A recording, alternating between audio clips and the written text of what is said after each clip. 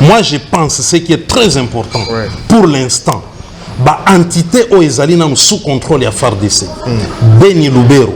Il faut qu'on remonte moral ya ba troupe, qu'on pèse bango ba prime ya malamu et puis qu'on assiste bango financièrement comme il faut. C'est-à-dire solde na bango na ba prime et à la régulière. Na Lubero, na Beni, pour Beni Lubero et Koyate. En plus Uvira, il faut qu'on s'ala de tous les moyens qu'on tinda ba renfort, ba troupe ravitaillement et à la pensa efficace. Ozomona pour Uvira et Koyate. En plus il faut qu'on kanga walika lewana.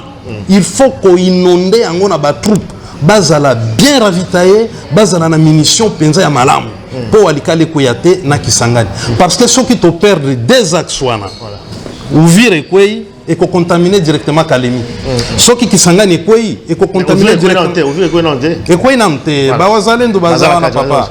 Donc ceux qui Uvira Kisangani Lubero et Koyi tokozala très déséquilibré. Dans ce sens-là, il faut que na minute oyo bato bazali na Uvira Beni Lubero Kisangani bazala bien ravitaillé, bazwa mbongo na bango ya malamu na prime ya malamu. Ndelo kwa motu ya. Donc c'est le komoko. L'armée la plus forte, elle a toujours armée la discipline. Elle a toujours armée aux aguets. Elle a armée la contre-attaque. Ok. Ça c'est l'armée. On parlait de trois aspects. Donc discipline, aux aguets et puis contre-attaque. Quand on parle aux aguets d'abord, si vous expliquez aux aguets, ça veut dire quoi? Aux aguets, c'est-à-dire être toujours prêt. Voilà. Yako bundi ça yako empêcher ennemi à côté na mboka na. Il faut toujours prêt. Prêt l'habitude. Wana ezali loko moko ezali ndio pona ni. C'est pourquoi mon aba simba arme parce que arme ezali pona défense. Défense voilà. Ce qui okiti arme na.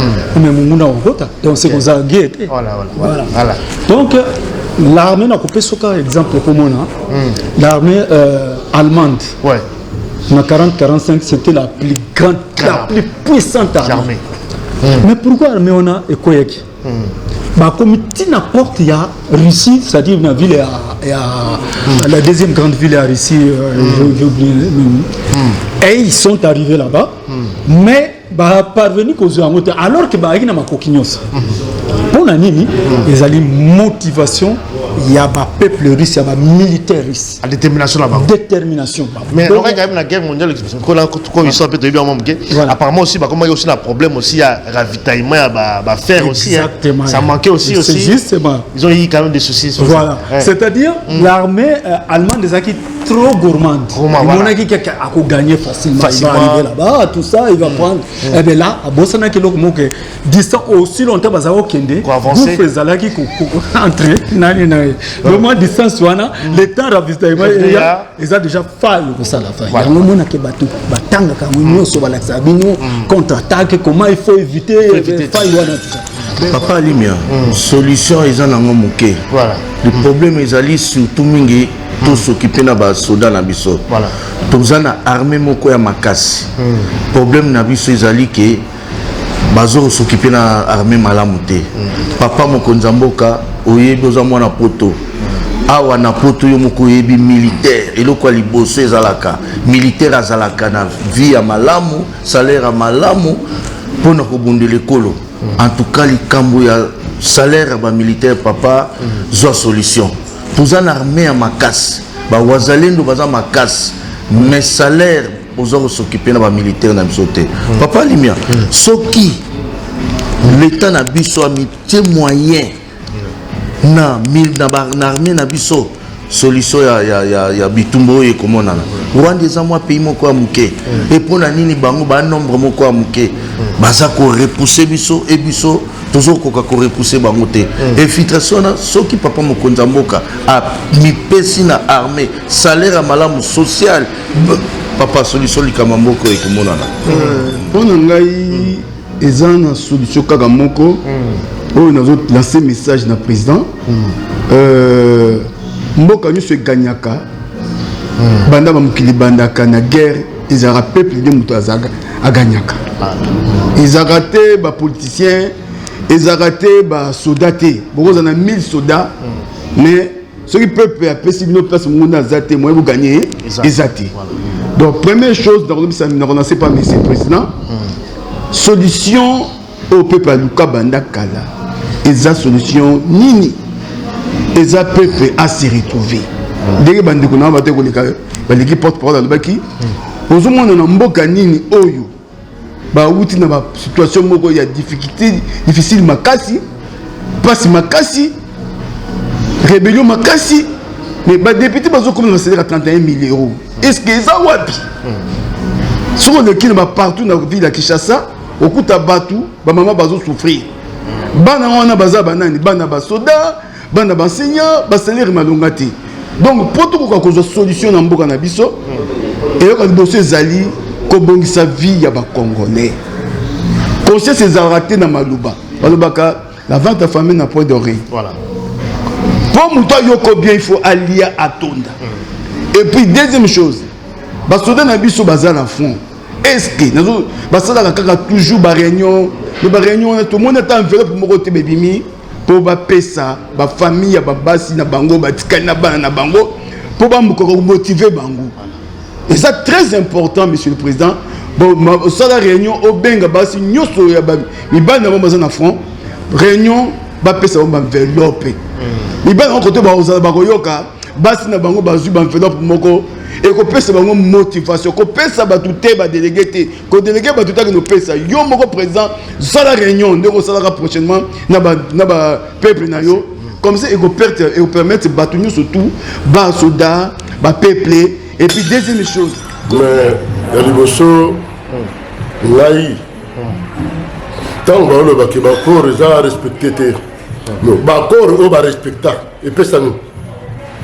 D'accord, non, je vais respecter et puis c'est le monde. Tu as dit que tu as allé, tu as la face, il y a des distributeurs, il y a un mensonge. Donc, dans le milieu distributeur de mensonges, je congé à Rwanda, je clique na yon Rwanda. Je clique na Rwanda, je clique na yon. Il distributeur de mensonges. Donc, pour contourner, moi je pense que, bon, s'il faut utiliser l'arme pour signer, accord pour tout comme à la première tout longa la machine mususu on a bête donc au signer mais respecter non peut-être oh non mais moi je pense que c'était moyen de contourner toi là on va parce que surtout ça les bon côté j'ai mis to ça la campagne pour lutter contre l'impérialiste oh bah tu retiens bango ba ça makambe donc dribbler à dribbler bango mais ça on peut même te poto atier ba corps na ba congolais na ba miyibi alors quand moi je suis encore dans ma vie, ma belle, j'en ai honte.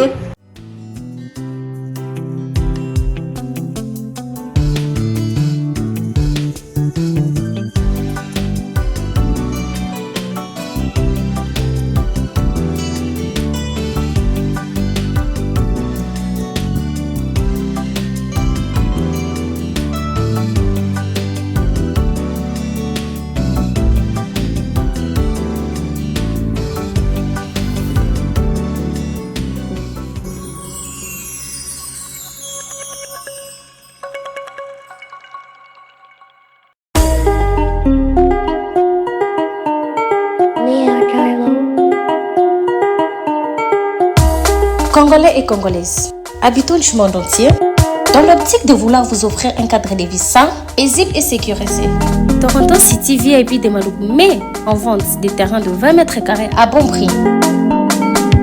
Ces terrains bénéficieront de l'eau potable, l'électricité et des voies gravelleuses.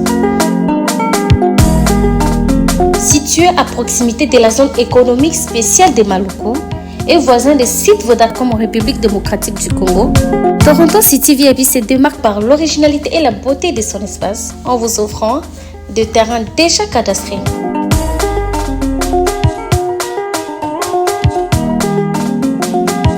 Biso Toronto City VIP de Maluku. Toza non loin en zone économique, pene ya cité Vodacom. Toza awana ba parcelle il y a 20 mètres carrés na talo malamu. Possibilité de paiement cash ou par échéance. Pour plus d'informations, contactez Papa Willy Mafoula au +1 905 730 15 40.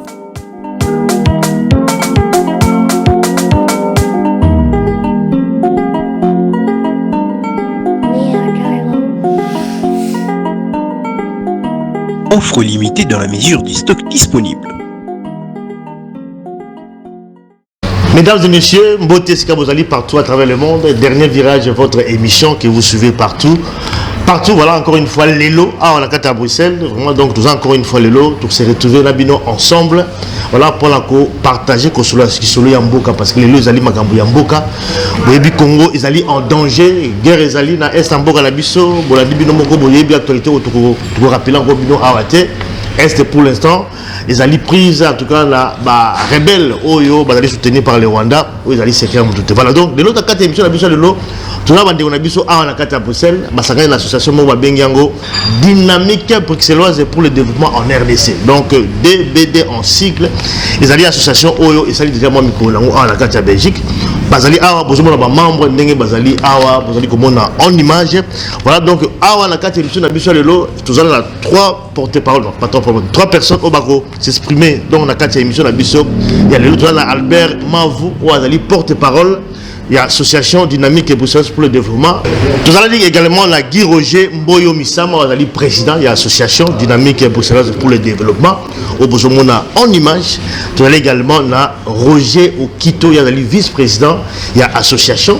Voilà donc il y a émission de la Bissou Lelo. On va avoir parole pour le Bilamakabotali Boga. C'est vrai qu'il y a émission de la Bissou Lelo.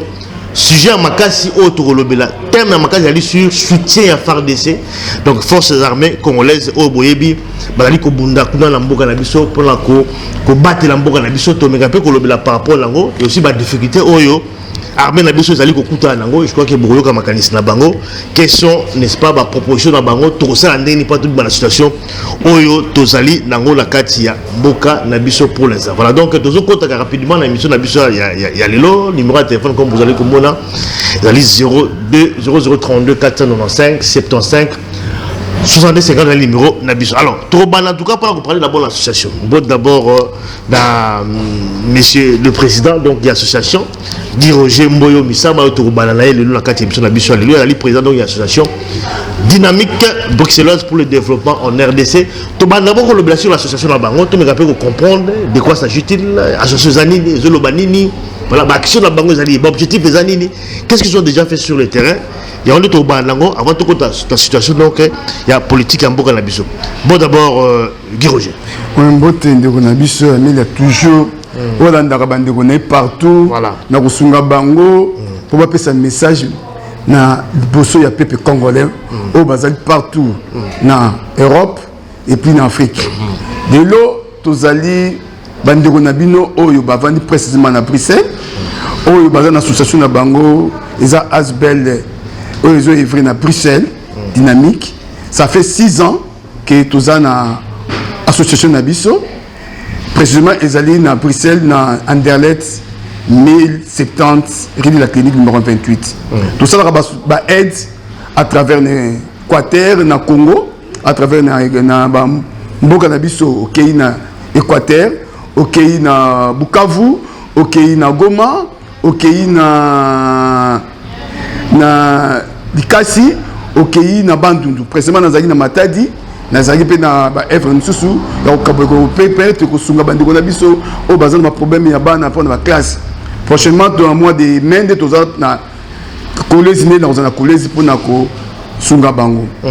Association monsieur Zali et salami pour na ko permettre ba Congolais oyo bazana besoin ba ya ba pesa ba idée na bango. Pour nous dire comment et quoi avancer. Le autre précisément pour une situation où ils ont les cas, na mboka na biso, na bitumba où ils sont à est. To sengi bande ko nyoso, bo ya to sunga FARDC na biso, bo sunga association na biso pour permettre ba moyen ya ko aider ba wazalendo bazali ko bunda butu moyi ko motiver bango yango to yelelo ko pesa message que biso nyoso to zala ini poto encourager base basoda ya FARDC bazali kotika la bengale la bomba zokeli musika pona bitumba ba bazali ndo bazola la te butu moyi to pesa bango makasi pour to récupérer mboka na biso. Voilà. Association na biso eza parti politique té. Ezali groupe de réflexion.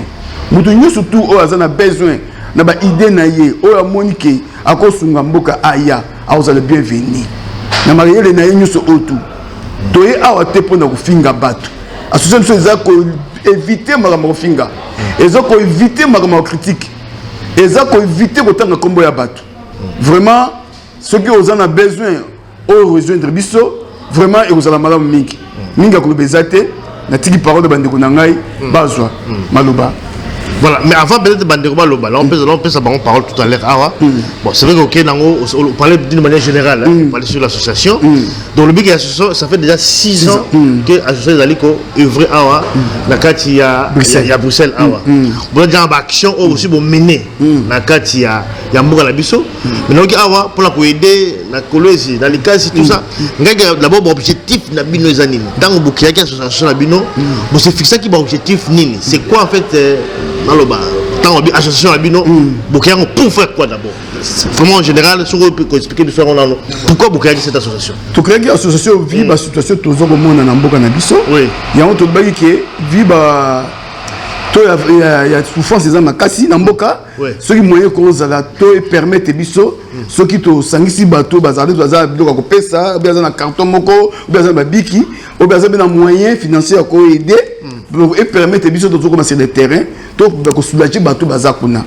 Et puis en même temps qu'on nous a possibilité à sensibiliser ba politique na biso pour battre la situation en Mboka Ndegezo Kendi. Bit le Kenya qui bena association na biso ngwa. To ba yo kabiso parce que na conseil de l'équipe dans médias témoin ba yo kabiso ezati. Voilà. Yango de l'autre pour yo mukolo maluba yonde mutosi makambo. D'accord. Encore une précision parce que quand il y a une précision, c'est-à-dire que Bokia association à Bino, mais comment est-ce que vous allez fonctionner? C'est-à-dire que nous le awa Bino Bokia n'est pas battu. Ou alors vous êtes organisé dans la carte association Bino, tout ça, moyen financement, comment vous êtes organisé? Bon, en tout cas, le lobby est très important. Nous avons un président, nous avons un awa, nous avons une agence awa, parce que mingi zalaka, tu repères ça banani, tu repères nous avons une agence awa, nous avons une activité awa na carte à Bruxelles et bani. Bandeko na ngamsu bazape na activité na bango to salsa to saka chaque mois cotisation moko mensuelle to saka 250 € chaque mois pour permettre biso na fin de l'année to bandeni ni to projeter na année prochaine programme pour la aider la situation en Afrique. Ça c'est bien. Alors on peut quand même pas maloba la porte-parole donc il y a mouvement Labino Albert Manvou Oyo Toko peut ça parole tout à l'heure pour la continuer le message d'Abisso. Voilà donc Albert Mboté.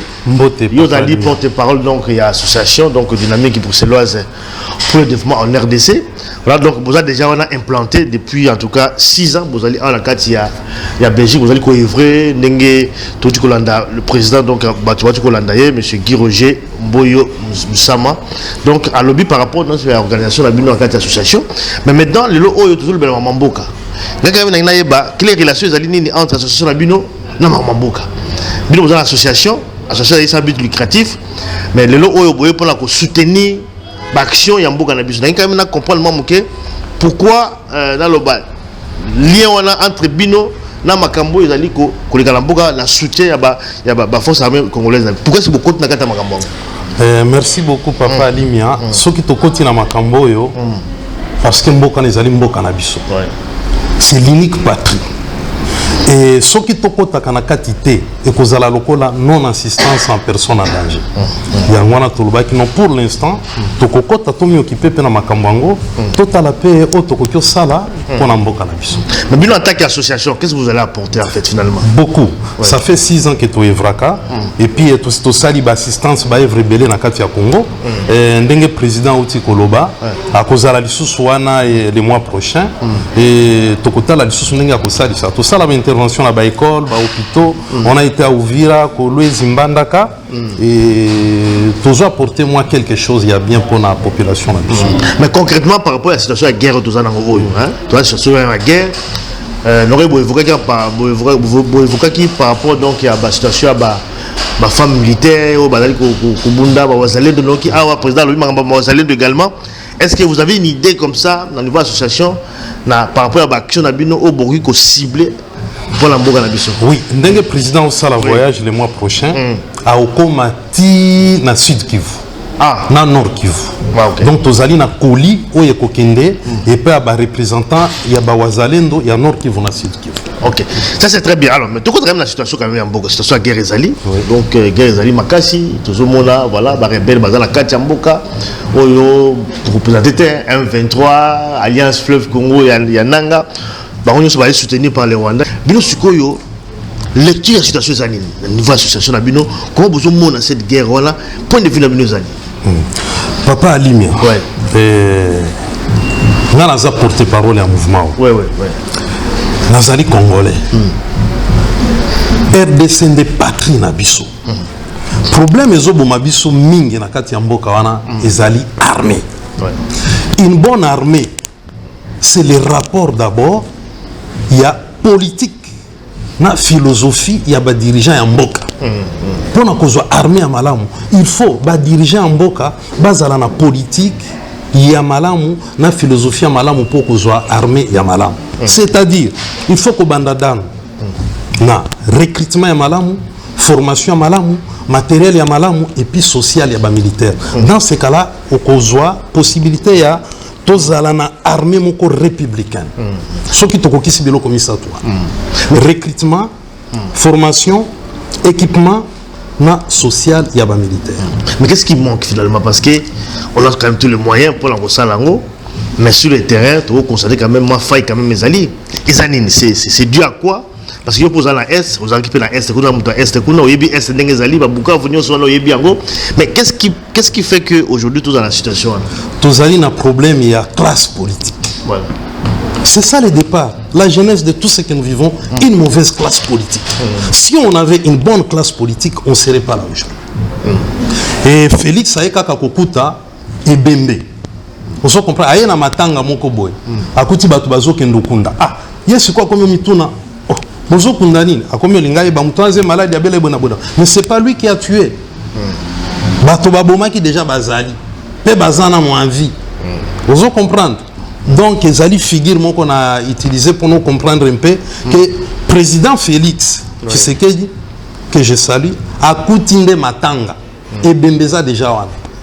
Si quoi bazo lingo kene na enterrement ya zobo ya ko assister na enterrement ndé étape tozali alors azobo ya ko assister na enterrement azobo ya ko assister na enterrement azolinga bindima ndimate aboyi mais signé quand même accord hein ce qu'on a signé bah signé na ba M23 nyonso wana la Kagame mais apparemment il n'a pas respecté plutôt ba accord voilà c'est pourquoi devons vivre la situation absolument comme problème avec classe politique c'est ça aussi les problèmes ça dit que classe politique n'a plus un problème ébélé président a signé qui na bango makambo ba signé qui a respecté et on va signer Minduki papa Alimia moi je pense que Félix a eu pouvoir en 2018 Félix Tshisekedi M23 et Bundaki Bitumbasouk en 2014 ou 13 Basilisaki déjà Basilisaki voilà mais pourquoi en 2021 22 baye dissous parce que ba respecter ba accord alors nani a signé qui moi je pense nga na moi façon nga omonela makambo il fallait nan ko benga bato ba signé ka ba accord wa ba bengi bango na parlement ba tie RTN sur na ba chaîne misusu ye bato na ba leka wana remote chibanda azalaki ministre affaires étrangères aye bisabiso makambo ni a signé ka wa parce que nous sommes dans un flou. Tozo vivre donc gouffre moko sakanate. Aussi longtemps tozo yeba malamuté. Qu'est-ce qui a été signé? Non mais en fait, toujours un problème. La période de Kabila ba si ça makam la bango. C'est vrai que Kabila Chiruma yokana ki na Kagame bon c'est ça qui a sengaki et R23 ezalaki to lo ba démobiliser donc il faut na inango mais selon la déclaration R23 to yoki bango ba porte-parole du mouvement Félix a solo la bango bakuta na bango effectivement ba même tina Kinshasa ba fana même je crois 12 mois quelque chose comme ça ba yokanaka mais sauf que Bayoki Félix à répondre là-bas préoccupation là-bas c'est à respecter biloko bango bayokana quitter c'est pourquoi basi mandoki tant ba Mario Tubana c'était avant ça c'est mais maintenant après Félix yemoka kutana na bango mais à solo na bango mais il n'a pas respecté ça c'est ça la source na kosa l'intervention na sens beau oui balobaka na français l'histoire c'est le flambeau du passé tenu par le présent pour éclairer l'avenir tokoki olobate totikaka makambo ya Chibanda non les arokola mwana à quelle université pour quelle université il faut un certificat école primaire il faut un diplôme d'état pour quelle université ce qui tozo tika étape wana Raymond Chibanda tokoyeba kosilisa likambo te dans ces cas là moi comme idée et que ça va bien si Raymond Chibanda a un texte na ba corps nyoso ba signaka ba italien ngo devant ba congolais na ba congolaise toye ba ba signaka boyena boy après yef président Félix comme garant de la nation a tout na peuple likambo to signaka za mala muto ya mabe biso peuple to kopesa yano point bas. C'est très facile. Mais alors, tu as parlé du problème de la classe politique d'Abisso. Situation à Est. Vous allez passer classe politique d'Abisso. Ils ont un problème en classe. Il faut qu'ils aillent dans le niveau de la classe politique. Nous allons expliquer Bisso qu'est-ce qui ne va pas la classe politique congolaise. Et là, on a ma base dans la carte. Pourquoi est-ce que nous sommes toujours dans la même situation? La classe politique d'Abisso, je vois le bilan. Il faut qu'on renouvelle cette classe politique, tout ça. Des fois, il y a un problème. Au Yébi, il y avait des grands courants. Oui. Après l'indépendance, Mobutisme et Tshisekedi. Et courant Mobutu qui après 32 ans, Musée Aye, là-bas Makambo Toyebi na Bitumba, Musée Akei, Raïs Akei. Si aujourd'hui, tous en étape ou tous en ango, parce que Raïs Kabila a renouvelé la classe politique, il a utilisé Batouana ou Bazalakana Mobutu, ou Bafossoer, Baboma Kimboka. Raison pour laquelle le président Joseph Kabila Lubaka, qui a zangaki 15 collaborateurs pour ça de Congo un pays moderne. Voilà. Ça dit beaucoup. Et le président actuel, Félix Tshisekedi, a un problème. Ndesi kozoloba batunyo sobazoloba entourage naie eza malamu te yango no moni tozo vivre ba scénario. Donc il faut carrément une nouvelle classe politique. On peut changer la constitution. Tozu ata constitution à Vatican. Toke nangwana na Kinshasa wana. Na classe politique papa zéro. Voilà. Résultat qu'on a néfaste zéro. Résultat à zéro, mais maintenant si vous allez dans la situation de guerre, ils ont quand même assez de mobilisation à la Makassi. Pour gagner la guerre, ils ont aussi facilité. Et ça, je crois que les belé, ils ont la unis, tout ça, pour que tu sauver la patrie. Ce qui est unité, voilà, tu as toujours la difficulté. Mais pour nous, quelle est peut-être la solution pour l'instant? Parce que Goma, ils ont beaucoup de bango, Bukavu, ils ont beaucoup de bango, et puis apparemment, ils ont avancé.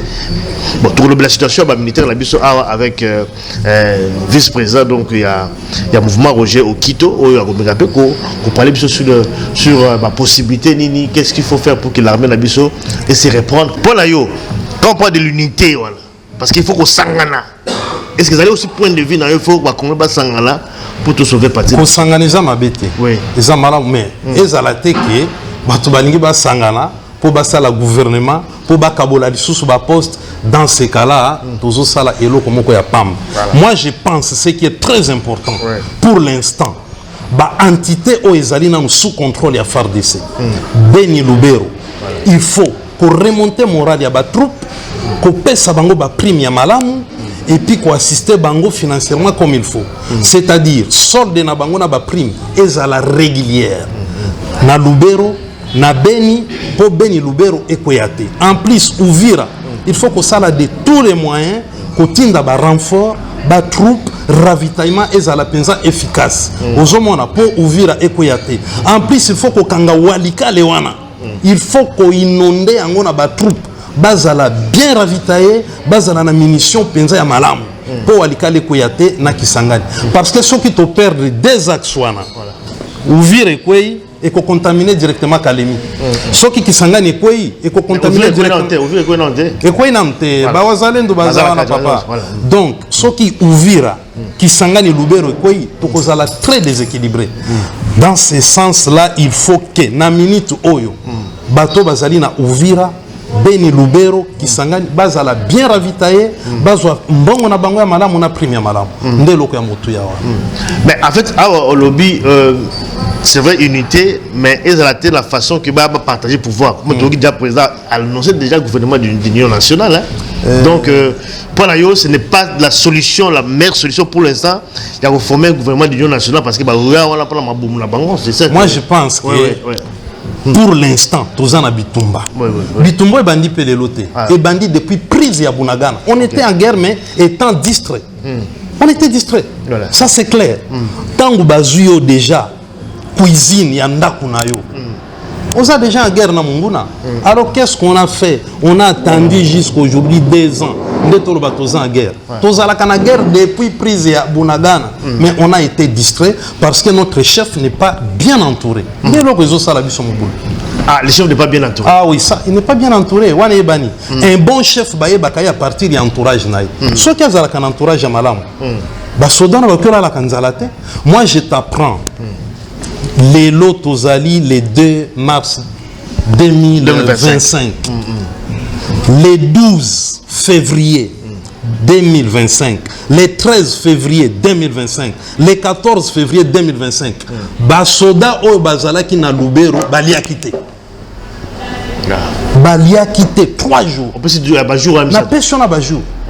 Vérifiable. Balia quitté. Mais au comment on a tous un généraux, affairiste, ne basé Belenarme. Comment un général, à cause de 7 immeubles, 8 jeeps, Bassina Bango, donc, et militaire, un adjudant chef, te gagne 270 000 francs, 94 $. Alors qu'un général a gagné 350 000 francs, officiel, des salaires. Mais comment il se tape des villas de 3 millions, 4 millions? Bon, il y a militaire. C'est là où les chefs doivent vraiment accentuer, bien serrer la situation. Armée, il faut qu'on réorganise en gros. Na makamba ko crier, ba infiltrer, ba Rwandais. Ça c'est une chanson qu'il faut oublier. Ceux qui ba infiltrer biso, toi qui ne peut qu'on infiltrer bango. Pourquoi tozo le la kaloko banamiki? Ba infiltrer, ba monaki Rwandais, ba sali biso. Ça doit prendre fin comme discours. Nous sommes des hommes, nous sommes à 120 millions d'habitants, nous avons un pays gigantesque. Le Rwanda, c'est un pays de 12 millions d'habitants. Voilà. Les Rwandais vivent comment économiquement? Des cultures vivrières, haricots, bananes et sorgho. Comme matière d'exportation, c'était et café. Le Burundi, même. Mais le Congo, à quoi? Tout ce qu'on peut avoir sur cette terre. Tout. Un pays qui a une mission mondiale, planétaire, c'est la RDC. Nous devons être sérieux. Si nous voulons vraiment protéger ces pays, que nous puissions laisser à nos enfants un héritage dithyrambique, il faut être sérieux. Avoir une classe politique des gens corrects et intègres. Point barre. Nous allons bien démarrer. Mais au moment où vous donnez un député 31 000 $, 31 000 $, et vous donnez à un soldat des troupes qui est à Luberizi 95 $. Voilà. Est-ce que ça va passer? Tous à la batte. Nabino ba député boz à la batte. Président Zala Moutou, président Oufani en Apoto, 40 ans. 40 ans. Au Tamboli en Allemagne, Belgique ou France, au Yébivia, Poto, en plus, aux hommes, on a un leader charismatique local haïtien. IDP, c'est un parti socialiste, parti à peuple. Et ça, qu'on prenait Nini, état de droit, distribution équitable et à la richesse Yambok. C'est ça la politique à Malam. Au PCI, au 31, au PCI 90 $, Tala et Karwana. Et risquer de créer soulèvement. C'est là où il y a les problèmes. Donc les problèmes sérieux du Congo, c'est la classe politique qui nous amène une mauvaise politique dans l'armée. Ça c'est très bien. C'est vrai que le lobby, le lobby qui est toujours les Ningi, Rwandais, tout ça, tout ce qui les droits, les photos Bunda. De l'autre côté, quand même, c'est qu'on constate aussi que ceux qui sont dans ce pays, ils ont parce que traite peu basali tout le Rwandais mais na 4 cas hommes politiques na biso lobby en armée qui des traites aussi des hommes politiques oyo bali ko trahir mboka na biso oyo bali ko passer plus na mabumu na bango oyo bali ko collaborer na benemi ya mboka na biso pour que situation mboka na biso oyo ezala pour na yo quelle peut être la solution pour la hommes politiques voilà qui sont des traîtres aussi aujourd'hui les lopé tout le monde la guerre on s'est prononcé on s'est prononcé donc il va garder moi silence na bango aux ma position na bango tout ça il y a un peu ça quand même quoi affaibli le président de la République c'est bien négocier le bana a aussi mal entouré mais tant qu'il y a aussi des traîtres sur ces gros années oyebi balobaka na mashi c'est un proverbe mashi tribu à vieux modeste bati enjoka azolo ba pété hein Yangwana na zolo enjoka ekalumira mutumiro ka umujima. Les serpents ne mordent pas parce qu'il a faim. Nyoka a soit kate poyo kinza, c'est parce qu'elle a la haine. La haine. La haine. Ah bon? Mais elle rappelle en Zalat. Ah, mais elle a soit qu'ils rappellent en Zalat. Ok. Tant qu'on soit à cause de mon sunité à Longoli parti na en autre côté. Mais à côté ça le azana haine. Et le président est entouré de serpents politiques. C'est ça le grand danger. Et situation toujours vivre. Il y a un proverbe ouest-africain qui dit lorsque l'herbe est sèche, c'est que la savane brille. Ce qui n'a moins zamba ka moins zamba muke matite kauki. Donc on a zamba zozika. Alors tant que zamba zozika, qu'est-ce qu'il faut faire? Réponse les années. Les années de réponse. Moto. Faut dire moto, c'est-à-dire moto. Comment le faire? Moto. Moto, ça dit quoi? Non, mais moto, on a lobby déjà. Lorsque l'herbe est sèche, c'est que la savane brille. Faut dire moto. C'est tout. Notre armée a été trop défensive. Armée à la Kanemana. Balubakata na balle ethnique totale à Kaboul. La meilleure défense, c'est quoi? C'est l'attaque.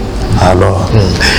Effectivement, je crois que Togo, parce qu'il y a une parole, la Roger Okito, il a dit premier vice-président, il y a association. Roger Okito, il y a dit premier vice-président de l'association dynamique et pour le développement en RDC. C'est aspect militaire, parce que je crois que vous avez un peu dans mon expertise par rapport, donc il y a armée. Alors, situation d'habitude, il y a armée d'habitude en Kokoso Makasi. Nous avons des difficultés au Baokuta Nango, la ville de Okoya 5 et Babunde également. Pour l'observation, pour la faille à niveau nini. Nous avons un niveau armé, nous avons faille à niveau nini. Et puis qu'est-ce qu'il faut faire pour la corriger? Merci beaucoup de Galima. Je pense que le vice-président n'a porte-parole. Ça est clair et net. À ce point-là, il a juste aspect, il y a la militaire. Comment ça peut se passer? Voilà. Donc, c'est le comment l'armée, la plus forte, ils ont toujours armé la discipline. Ils ont toujours armé aux aguets. Ils ont armé la contre-attaque. Ok. Ça, c'est l'armée. On parlait de trois aspects. Donc, discipline, aux aguets et puis contre-attaque. Quand on parle aux aguets d'abord, si vous expliquez aux aguets, ça veut dire quoi? Aux aguets, c'est-à-dire être toujours prêt. Voilà. Il y a quoi bundisa, il y a quoi empêcher ennemi à côté de Namboka. Il faut toujours prêt. Prêt l'habitude. C'est pourquoi on a Simba arme. Parce que l'arme est pour la défense. Défense, voilà. Ce qui dit arme, donc c'est que ça guette. Voilà. Donc l'armée n'a coupé ce cas exemple comme on a. L'armée allemande. En 40-45, c'était la plus grande, la plus puissante armée. Mais pourquoi l'armée on a Ekoyek? Comme n'importe il y a Russie, c'est-à-dire une ville la deuxième grande ville à Russie, j'ai oublié le nom.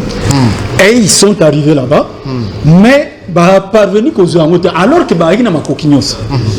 Pour la Nini, ils ont une motivation, il y a un peuple russe, il y a un militaire russe. La détermination là-bas. Détermination. Mais on a quand même la guerre mondiale, quand ils sont un peu de apparemment aussi, comme il y a aussi un problème aussi, il y a ravitaillement, il y a faire aussi. Exactement. Ça manquait aussi. Justement. Ils ont eu quand même des soucis. Voilà. C'est-à-dire, l'armée allemande est trop gourmande. Il a gagné facilement. Il va arriver là-bas, tout ça, il va prendre.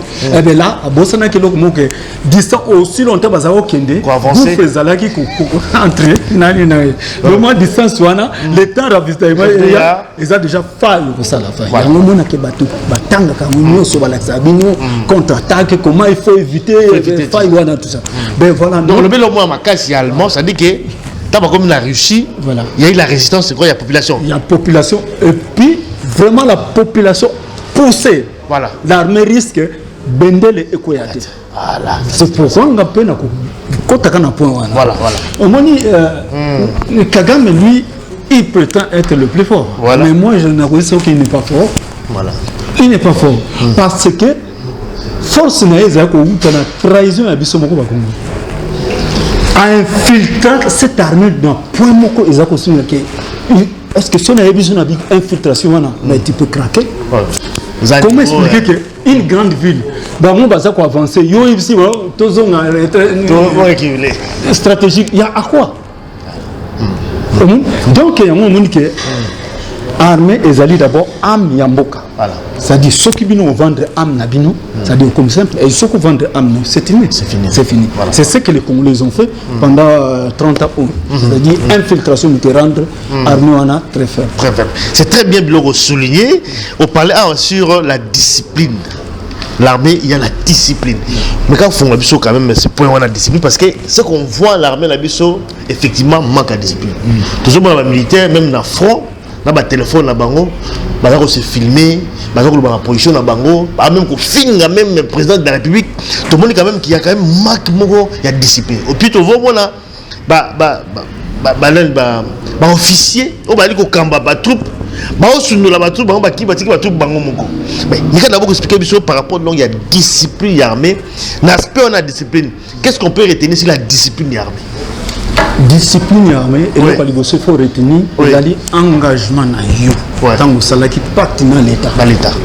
C'est-à-dire on dit que nous pouvons défendre jusqu'à nous dire suprême.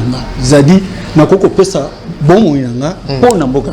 Et là, pour y a la discipline, il faut obéir. On dit respecter accord. C'est ça, ça fait partie de la discipline. C'est-à-dire respect à l'Ikambo Yolobi, l'Ikambo signé. Puis tant aux autres en armée, au sali pacte. C'est-à-dire nakobunda pour na yo. Mais yo soko comme liboso que monisiko o utiliser les cambona yo betisima ozongisima donc il n'est plus la discipline. Discipline les alliés d'abord obéissance sans non. Na kozala au service militaire c'est-à-dire un militaire ne dit jamais non. Il faut toujours oui. Mais aussi un ordre de mal donné n'est pas exécuté aussi. Absolument. Parce que tout ça va humain. Parce que les policiers et soldats parce que peut dire ordre mais il faut qu'on parce que quel est l'ordre de parce qu'il y a aussi la limite à ce niveau. Ordre de malamu ezali lorsque yomoko commandant au simbi flambeau aux aliboso. Yango monaka toujours commandant za aliboso avancer. Il est toujours avant.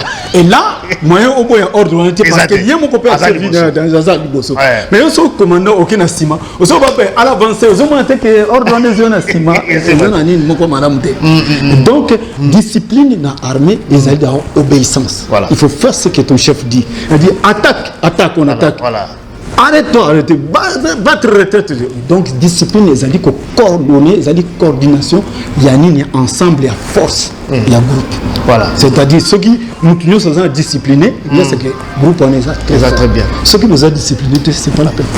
Mais par rapport à la discipline aussi, est-ce que tu ne penses pas que manque de discipline à la Bisso, c'est aussi dû également, il y a désordre aux alliés à la Bisso également, parce que c'est vrai qu'il y a la discipline, mais quand on voit responsable, généraux, Vimi Mabumo, commerce,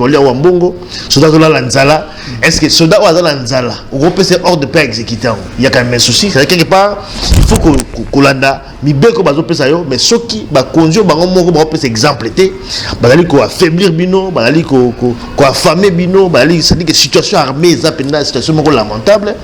Est-ce que discipline là aussi? C'est ça le problème. Oui. Vous voyez? Parce que Moutou a une réaction. Soldats à Moutou.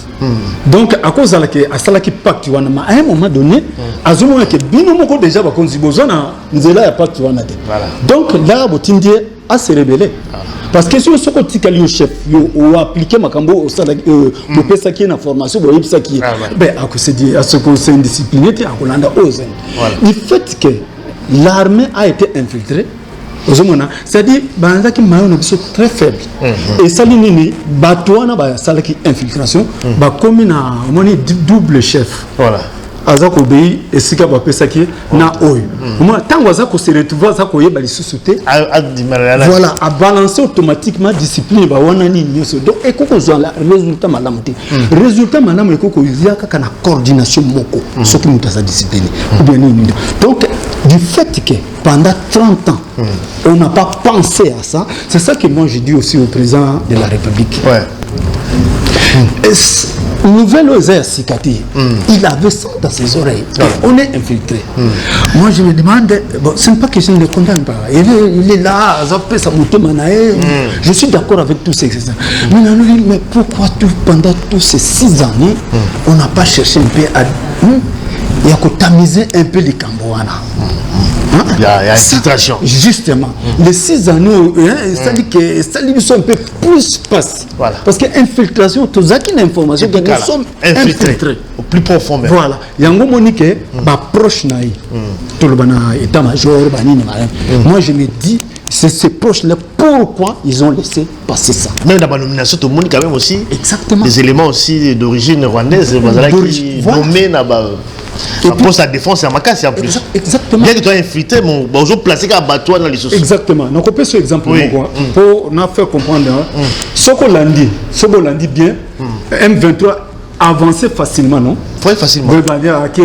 Mais tant qu'on avance vers Oyozana, moins infiltration, côté à Ouvira, ils se sont arrêtés. Il y a eu quand même résistance. 3 semaines encore, résistance à ma timide. Mais pour le moment, repousser, passer, ils sont en train d'avancer vers Kavoum. C'est-à-dire, là, il n'y avait pas de trahison. Donc, tout le bâtiment qui est en armée, l'armée est forte. Mais ceux qui ont infiltré, faiblesse à un niveau. Voilà. Ça c'est très bien, analyse aux OP ça. Mais quand au lobby aux aguets, ça dit que l'armée est toujours prête pour ça aux aguets. Pour alors qu'est-ce que tu as constaté dans l'armée Nabiso? Est-ce qu'il faille aussi dans le niveau aux aguets? Parce que bon, quand même surtout bien, on a quand même préparé la résistance même dans le niveau à Goma. Goma il y a militarisé. Mais on n'a pas compris que tomber quand même, bon, il tomberait même à casque, il faut quand même le reconnaître.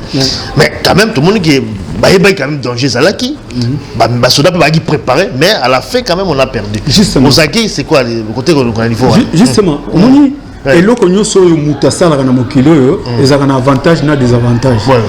Pour chaque discipline, avantage, mais désavantage, au moment où, parce que les militaires au Bazakuna ne peuvent obéir que Nabam Konzina Bango. Or, Konzina Bango, ce sont des traites. Bazouaki ba élémenté pour bâtir bango aux aguets. Voilà. Donc les militaires ils ne sont pas vraiment pour la fautif na dikambaya zali il y a commandement parce que commandement est déjà na acquaintance avec l'ennemi. Donc affaibli bango ko ba battre imagine quoi. Un de quoi dit ngana fani na télévision na Zolanda. Na moni ville à Bukavu notre armée quitte une belle ville comme ça. Albertville,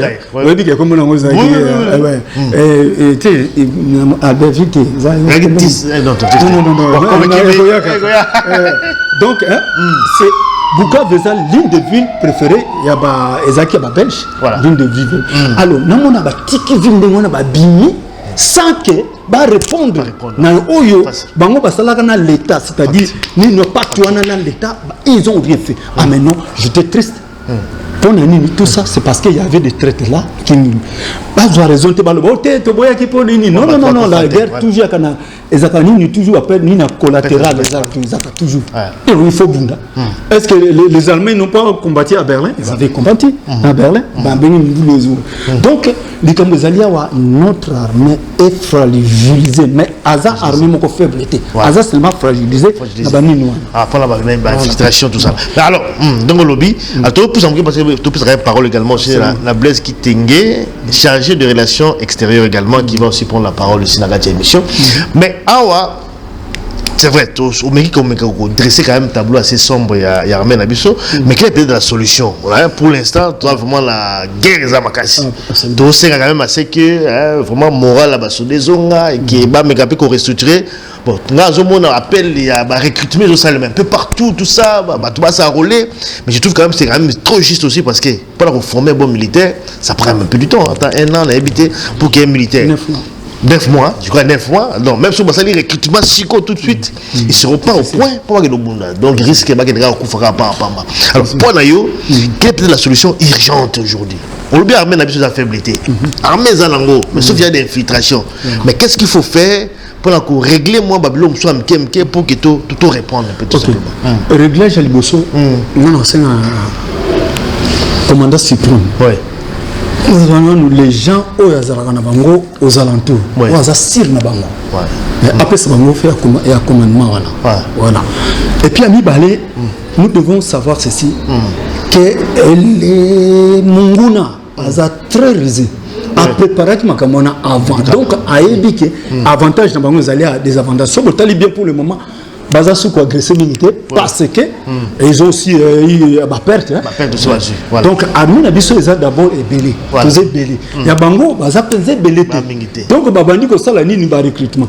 Bon solution pour na ngezali il y a liboso na lobby que le commandant s'y prend attend vraiment bateau yaza na confiance les après ça va faire commandant parce que l'armée azali biloko na ni et puis baluka ke bateau yo bazala ki ko sala commandement kuna que personne aux babengo bachango bachabango tout le monde à l'écart c'est-à-dire bateau yé à ko sala confiance et avec des nouveaux soldats on a monaki na Kinshasa wana banini ça peut apporter quelque chose c'est-à-dire batak wana ezalate batak tous à la défensive non tout le bac non on attaque maintenant pour le libérer yé moko le baki qui a ça la attaque le mot qu'il avait dit vigoureuse voilà vigoureuse rigoureuse alors voilà donc et puis tous les missions battues sur congolais se faisant praquer si na moana voilà donc azana na capacité so tali bien basango basai démocratie au monde que bazana na capacité ezali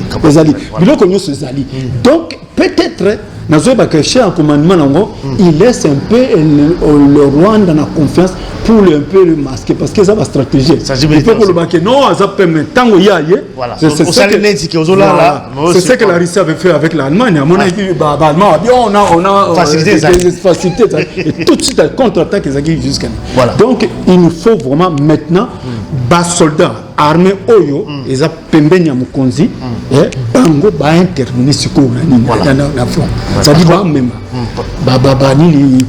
tout ce qui va venir ma matériel bani nous sont pour cette situation parce qu'on parle aussi de la contre-attaque également la trois éléments donc il faut aussi il faut contre-attaquer il faut ennemi à comprendre que non ils sont pas vaincus bah ça les contre-attaque et ça psychologie contre-attaque à Makasi beaucoup moins au CD et moi je crois ça na ko pesa baninga na armée nationale et abisso ya Congo nous sommes avec vous malgré tous à Bruxelles nous sommes là au commun même vice-président même porte-parole soto kutani beto solo là donc vraiment tous vraiment complètement battu mais topé de l'autre toyepique beaucoup longa le wazalendo coup de chapeau pour Victor Namina Kamanyola et moi vraiment j'ai même dit quelque chose na mela raté mais nazoki moi pour la victoire et ça là il y a honneur mon gars au Sakanate nous sommes derrière vous na yepique boza armée à pambaté boza armée makasi ça je le sais c'est pas pour dire batie bino 8e puissante armée Afrique donc les amis donc loko zo sala biso bongo kaka nzinga bao ba bebisaki ni na biso na infiltration. Merci en tout cas Roger Okitre. Alors tous allez sur la Blaise Kitenge allez charger des relations extérieures donc il y a association dynamique bruxelloise pour le développement on a des autres yambi ba on a katia émission na biso lelo bozo ka ba intervention na bango na ba proposition na bango kitoko pour que mboka na biso et avancer armée aussi avance. Alors Blaise Kitenge na habité ma question goza nini parce que à tout niveau oyo il faut que nous ayons une solution pour que toute la situation soit là. Bitumbezali, tout le monde a donc mais quoi qu'ils aient belé. Pour la ma question qu'est-ce qu'il faut faire? Quelle est la solution des pour que l'armée nabiso et zongue la dans la place nango et puis gagner bitumba parce que bitumba il faut gagner pour récupérer ma bien nabiso. Promotion des années. Papa Alimia, solution ils en ont moqué. Voilà. Le problème ils allaient surtout mingi tout s'occuper na ba soda na biso. Voilà. Tous en armée moko ya makasi. Problème na biso ils allaient que bazo s'occuper na armée malamuté. Papa moko nzamboka oyebi oza mwana poto. Awa na poto yo moko yebi militaire eloko liboso ezalaka militaire azalaka na vie ya malamu salaire ya malamu pona ko bondele kolo. En tout cas, les cambo ya salaire ba militaire papa zo solution. Tous en armée à makas, ba wazalendo baza makas, mais salaire aux s'occuper na ba militaire na bisoté. Papa Limia, soki l'état na biso a mis moyen na armée na biso solution ya bitumbo et comment na Rwanda za moi pays moko ya muke et pour na nini bango ba nombre moko ya muke baza ko repousser biso et biso toujours ko repousser bango te infiltration na soki papa mokonza mboka a mi pesi na armée salaire à malamu social papa solution likama moko et comment na effectivement ça dit que Alors il faut qu'on réorganise tout le pays à niveau armé, bah foutre à malamu, tout ça, et puis bon voilà, bah motiver mon moral parce que motivation. Il y a malamu na ba soda na biso. Tous en armée à Makassi. Mais c'est quoi le problème c'est vrai que bon on peut go bimalango, mais on comment péter, c'est ça les problèmes aussi ça dégaine. Bon go bima pour la ba foutre à bango, mais ils a cause la détourner quelque part. Si ça c'est un problème. Papa sur des d'accord bimisa lembo mais ils ont commenté. Papa alimi ali kambwana tukangai de faisons ça la pébiso passe. Ouais. Au moni tant bazui décision à cause de Kuluna, oazo betalichette, bazui baki condamné à mort. Voilà. Mais pour nos côtés les mela bateau yo, baza ko lia mbongo ya makila ya basoda. En tout cas basa l'effort. Donc yena Kuluna bazande moko. Kota la famille un militaire atiki famille akena foko bundela mboka. Voilà. Mbongo na yeyo ye au détourner yango. Pour que nous tonganango, pour que nous salango makam. Mutu ya bongo, papa mokonzi. Oyuki mutu ya bongo sans pitié. Balekaye. Armée na biso, faut discipliner zala. Pour makam wane sila. Bato bon papa lima, babo mabango. Babo mabango. Mais en fait, après il aussi unité également. Unité à Congolais, il faut qu'on s'aille ça Congolais pour toi avancer aussi ensemble. Mais toi aussi diviser. Tant le peuple peut diviser, bon. Moi, quand c'est dans le moment de la guerre, c'est aussi tout bas dans la ici. Au moni papa Alimia, Nazaroye, banane 97 tango papa Kabila père à Kotaka. Oui, oui. Au Rwandais, ko agresser biso. Voilà. Au moni que force na biso ya armée mutu basokipa na bato wana te. Voilà. Unité ezalaki na biso ba Congolais. To sokipa na ba Rwandais wana na maboko. Voilà. Na maboko. Ngai loko la osenga na tous les peuples congolais partout bazali kuna na este. Tozala eloko moko. Bitumba oyo ezala ngo karate ke oyo ya Tshisekedi. Oyo ya Intel, oyo ya Intel. Ezali kambu ya mabele Congo ezamboka na biso. Tozala na unité moko bolingo esika nyonso mongo nazali yaka dévoiler sika meba police na biso ezali côté force na biso ezali soki tozana eloko wana o elekaka na Kabila père et kosalama na ba este wana tozala na bolingo eloko moko ezala ka teke o pona boy tolongola biloko bato bazona nango ya kokuluka to kabola Congolais toza papa moko mama moko il faut tozala na eloko wana unité ba wande ba ko kabisote. Merci beaucoup. Voilà, Guy Roger Mboyo Misama, président de l'association Dynamique bruxelloise pour le développement en RDC. Comme la conclusion, il y a une émission de Bissou Lelo. Alors, là, tout au lobby, en conclusion, nous nous coloba pour la colline, c'est quand même Soudan, la Bissou en fond et aussi peuple congolais, pas dans la diaspora. Tout à la diaspora, sur le monipé, peu hostile, on va soutenir le mouvement en Libanda, tout ça, on va l'iniper, finir ça, Kende, donc voilà, donc, je l'ai répété à Kende. Par rapport à ma campagne, mais il y a conclure le Guy Roger. Pour nous, il y a une solution Kagamoko. On a lancé un message dans le président. Mboka nous se gagnaka. Banda bamukili bandaka na guerre. Ils ont peuple de Moutazaga à Gagnaka.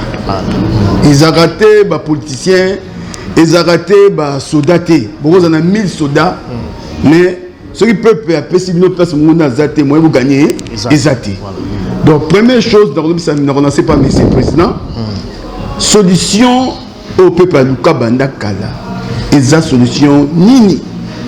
Ils ont peuple à se retrouver. Dès que nous avons l'équipe porte-parole de Baki. Aujourd'hui, on a mboka nini oyo ba wuti na ba situation moko ya difficile makasi passe makasi rébellion makasi mais ba député bazo comme na salaire à 31 000 euros est-ce que ça wapi sur le qui va partout dans la ville de Kinshasa okuta batu ba mama bazo souffrir bana wana baza banani bana ba soda bana ba enseignant ba salaire malongati donc pour tout quoi cause solution na mboka na biso. Et quand dossier Zali, comment sa vie ya ba Congolais. Conscience est raté dans Malouba. Malubaka, la vente à famille n'a point d'oreille. Voilà. Pour moi, bien il faut allier à Tonda. Et puis deuxième chose, basoda na biso bazala fond. Est-ce que nous basala kaka toujours ba réunion, le ba réunion tout le monde est enveloppe pour côté bébimi pour ba pesa, ba famille ba basi na bango, ba tikana bana na bango pour ba motiver bango. Et ça très important, monsieur le président. Bon, ça la réunion au Benga, basi nyoso ya ba mi ba na bomba na front. Réunion ba pesa bomba enveloppe. Mi ba na côté ba oza ba koyoka, basi na bango ba zu ba enveloppe moko et ko pesa bango motivation, ko pesa ba tuté ba délégué té, ko délégué ba tuté no pesa. Yo moko président, ça la réunion ndeko ça la prochainement na ba peuple na yo. Comme ça, il peut permettre de battre surtout, bas soda, bas peuple. Et puis, deuxième chose, Kolia, battre comme un kimia, bah aujourd'hui, quand c'est un bon bango, même nanga, à Koya, tout ceux qui battent bazar Kolia bien. Ceux qui battent Kolia bien, tout bas soda n'a pas bêta maté. À vous sur la côte, vous pouvez ici dans les histoires aventuriers, nous on va histoire vide, coquette vide, donc c'est nécessaire d'aller pour permettre peuple bas se retrouver vina bango. Bisous dans la proto, à tous en bon côté, bana bazolia, bazolia classe. Voilà. Voilà donc en conclusion avec porte-parole donc l'association donc Albert Mavu Oyo Zalina et Awa donc l'association dynamique bruxelloise pour le développement de Yambi Bango.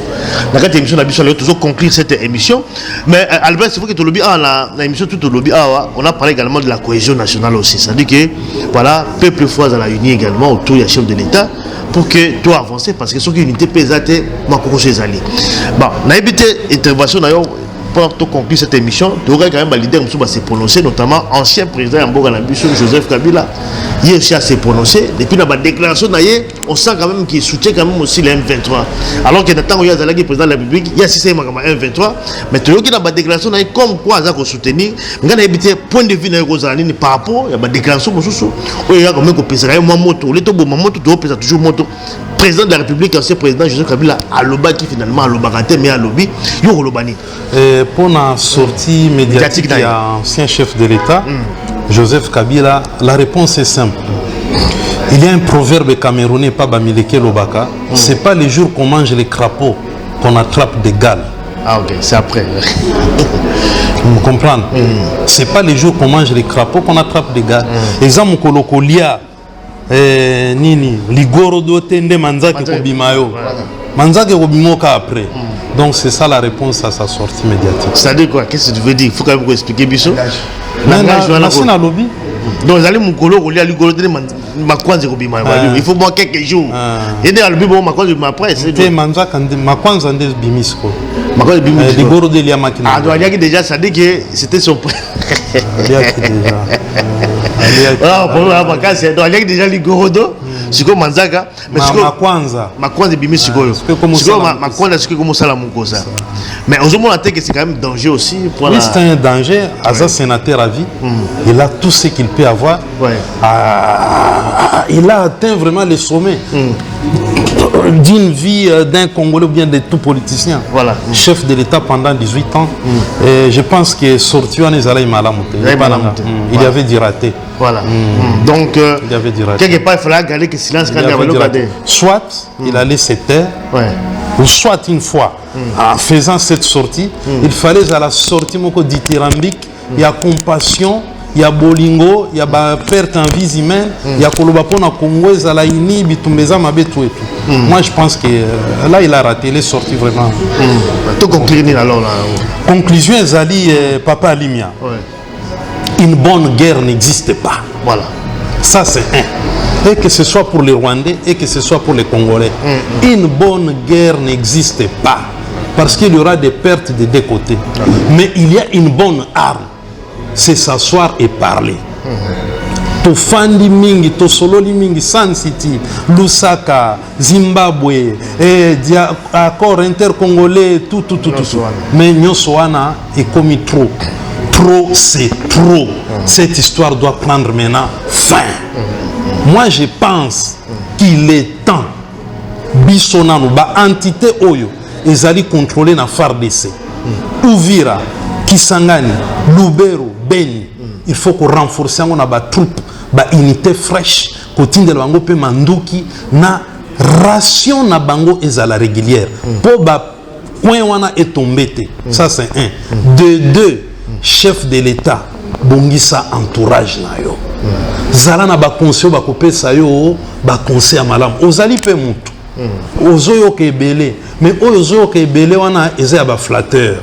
Luka batu ya malamu bakosalisa yo na état major na biso pe chef d'état il faut ko purger na mutu oyo a proposaka yo ba commandant oyo tindaka kuna mutu wana ezali nani omonte ke mutu wana ba proposition ezalaka ya mabe mutu wana nde azoboma armée nde mutu azoboma armée nde mutu pe azoboma yo parce que état major nyos de Kinshasa à Uvira bazomi plaindre que ozali conseiller malamu te na mutu oyo apesa ko ba proposition wana ezali sur le plan militaire sur le plan social cohésion eza malamu mais soki tokosala gouvernement union nationale wana pona ko distribuer ba poste je pense que ça n'a pas de sens ça n'a pas de sens et ça n'aura pas de sens chef de l'état ozali mwana poto ngana solo nano à deux reprises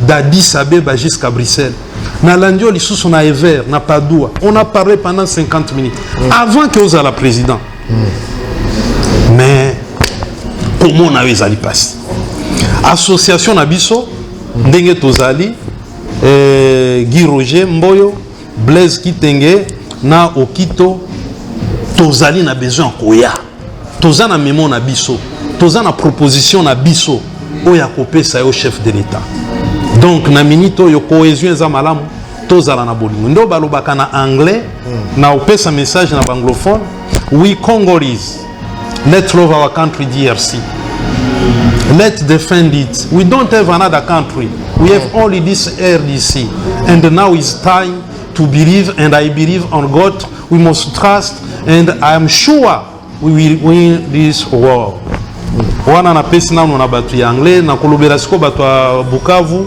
Goma Uvira bandugu bapenzi hatuna nchi nyingine kama iko Kongo hii Kongo ikienda tutaenda wapi tutakuwa batu ya nani tujikaze tukwe pamoja tusaidie FARDC apigane mzuri tusaidie wazalendo nao wapigane mzuri hatuna nchi nyingine hii njoo nchi yenye tuko nayo wane zalipo na batu ya Swahili pona batu ya Alma mancheve chandbruda viable nous do Congo viland vimisen suzamen arbeiten suzamen inta unza FARDC weil wenn wir verlieren diese Land wir haben kein Zeit wo können wir gehen das ist schlimm für uns und wir müssen zusammen sein danke et puis pona baluba bino batu ya fachi beton bata tuba mam tujanu ni Congo DRC jitunga jetu tukala tu bonso hani mfumo jitunga hani FARDC ni wazalendo toi sakijela wabuni donc bande konangai je pense qu'il est temps eloko nyoso ezalaka na ngonga nango bitumba o eza na ngonga nango ebandaki me atozokende na suka nde obalobaka na arabe kol haja hand waktabi donc chaque chose a son temps na lobi na komba bandeko na ngai na komba papa Limia j'espère que les mois prochains tokozala na émission mususu tokosala et pona koloba toujours makambo ya Congo félicitations FARDC ba congolais ba congolaises partout esika bozali tozala na bomoko chef de l'état fongola miso na état major na yo na muto ya proposaka yo bato wana muto wana nde azali problème ya armée ba futa mamalamu bo réduire salaire ya ba député na ba sénateur wana bazwaka $6,000 député national provincial azwaka $4,000 ministre 6,000 premier ministre 10,000 c'est fini mbongo wana mususu tozwi yango to injecter yango na armée tokozala na formation malamu tosombi ba matériel malamu et puis topesi ba militaire pe loisir ba militaire babunda babetaka balete basalaka basket te footing basalaka te donc bazali sona loisir te alors que soko tali kala à l'époque à Mobutu tozalaki na ba équipe to bando benga makasi c'était pour les militaires phare ya Maroc ebeta kezwaka ba coupe d'Afrique ezali équipe ya armée donc je pense que na minute ya bitumba mbongo nyonso totiango nanu na armée na douane chef de l'état douane tozalaki no toleli marche ba douane kitaka te carte d'identité papa fachi beton ngai mwana na yo ngai mwana ya ndeko na yo Régine pe asona ngai mwana ndeko na yo Chantal Mwamba ndeko ya Bolio aza kote na yo chef de l'état fongola miso kombo ya Tshisekedi ezali kombo ya makasi na mboka wana batela kombo na salela kombo wana malamu.